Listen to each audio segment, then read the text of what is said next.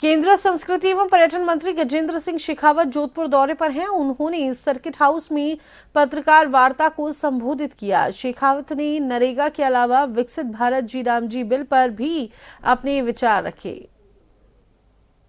UPA की सरकार में जिसमें ममता बनर्जी जी हिस्सा हुआ करती थी, उसमें 14,985 करोड़ रुपए उनको 10 साल में मिले थे।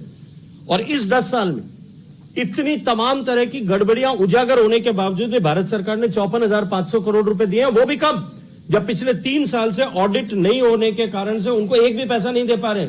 उसके बावजूद भी 7 साल के कालखंड में, मैं 10 साल और 7 साल की तुलना कर रहा हूं, 14,985 करोड़ के तुलना में 7 साल में 54,000 करोड़ 500 करोड़ रुपया भारत सरकार ने दिया। अगर मैं तमिलनाडु की बात करूं, 16,549 करोड़ रुपया टोटल एक्सपेंडिचर जो है नरेगा के में यूपीए की सरकार के समय में हुआ था। और उसके अगेंस्ट में 16,000 करोड़ के अगेंस्ट में 84,000 करोड़ रुपए,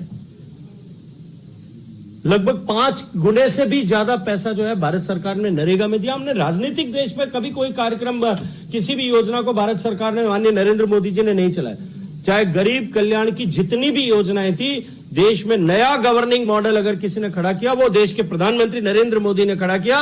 न जाति के आधार पर, न मजहब के आधार पर, न पूजा पद्धति के आधार पर, न वोटों की गिनती के आधार पर, न राजनीतिक प्रतिबद्धताओं के आधार पर कोई भेदभाव किए बिना हम देश के गरीब को गरीब जाति मानते हुए उसके कल्याण के लिए काम करेंगे। किसान को किसान मान करके उसके लिए कल्याण के लिए काम करेंगे। महिला को महिला मान करके उसके सशक्तिकरण और सुरक्षा के लिए काम करेंगे। युवा को युवा मान करके उसके रोजगार और भविष्य के लिए काम करेंगे।